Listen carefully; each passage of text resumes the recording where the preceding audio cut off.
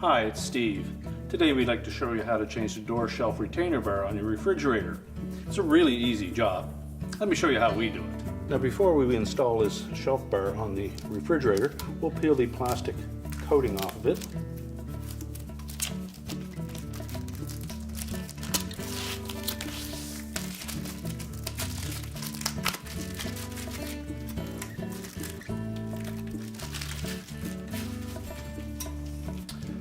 We'll simply open up the refrigerator door and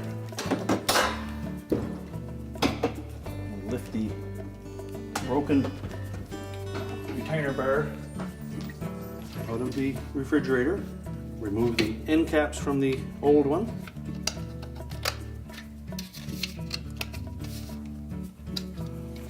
Discard it and fit the end caps onto the new one. Make sure they go in nice and tight.